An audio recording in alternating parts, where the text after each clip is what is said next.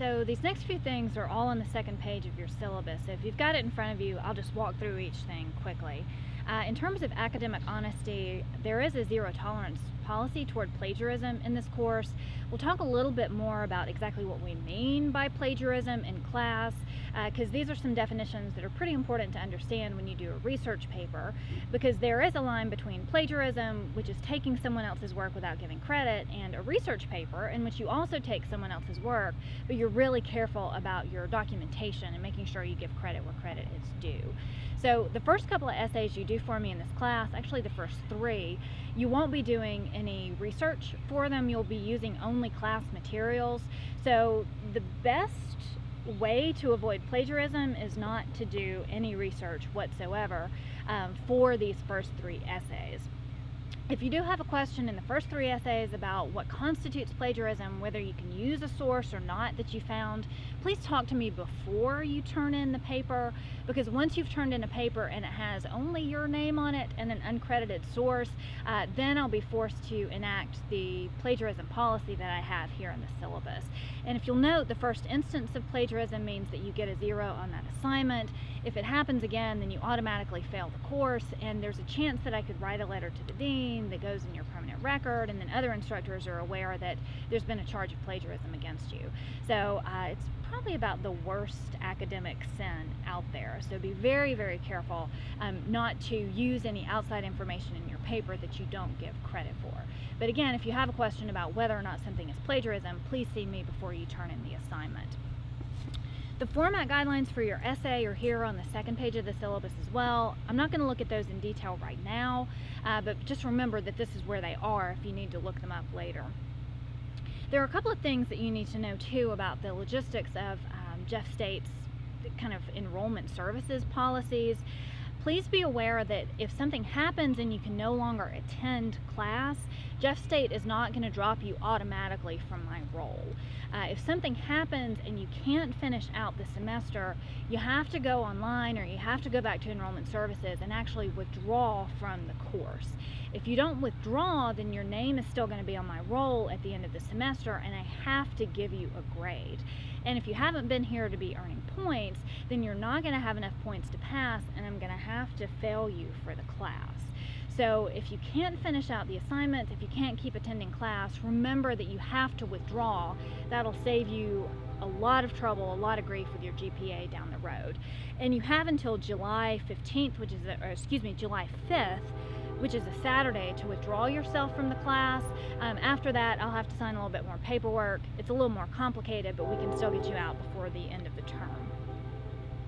Cell phones in class, please remember that what's happening in class is most deserving of your attention. I don't want you texting in class. I don't want you updating Facebook. I don't want you tweeting about how much you're learning from your English 102 course. While you're in class, pay attention to what's going on there. Your cell phone should be on silent. They should be under your desk. They should be somewhere where they're not distracting you from what's going on in class. You can tweet as much as you like after you leave the room, but while you're in class, be paying attention to what's going on there. If I see you with a cell phone in class, the first time I will call you out and embarrass you as much as possible about using your cell phone. If it continues to be a problem, I'm actually going to ask you to give it to me when you come into class, and then I'll return it to you when you leave. So it's tempting since modern technology is so available, but please don't let your cell phone become a distraction or a problem while you're in class. These last two statements on the second page of the syllabus are the college's policies on discrimination and harassment and information about the Americans with Disabilities Act. Basically, the discrimination and harassment policy says that I will not discriminate against or harass you except with homework, because I will totally harass you with homework.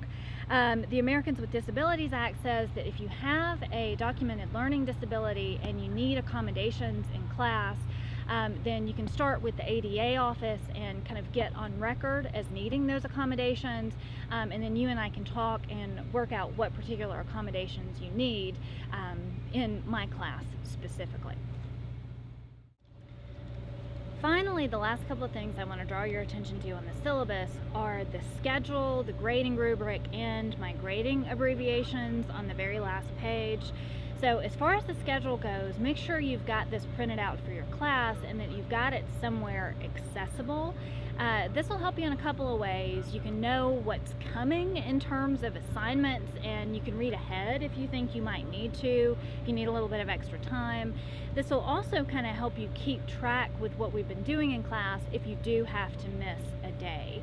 So you're responsible for everything we do in class, whether you're present that day or not. So the schedule is really the best way to stay on track with what's happening every day in the class. The rubric we've already mentioned a little bit. This is the kind of list of skills that I'm looking for when I grade every single essay. And when I grade an essay, I'll give you back a copy of this sheet with little circles indicating how many points you've earned in each category. So we'll go over this a little bit more in class, but if you're curious about how I'm going to grade, this is a good way to look ahead. On the opposite side of the page, the list of grading abbreviations. This is kind of your decoder ring for the marks that I make on your papers when I grade. There are some marks that I use that are kind of standardized by MLA, and then there are others that are a little bit more quirky. They're a little bit more individual to me. So please make sure that you're familiar with all of these so that you'll be able to understand the marks that I put on your paper when I grade one of your essays. Okay, so finally, if you are in the Monday-Wednesday class, you have one assignment that I'm going to ask you to do while you're gone. If you're in the Tuesday-Thursday class, you have a little bit different assignment. To find out which assignment is for your class, check your pipeline email and also look at the announcements page in this Blackboard course to see what specifically I'm going to ask you to do while I'm gone. So that's it. Welcome to the class. I'm looking forward to working with you.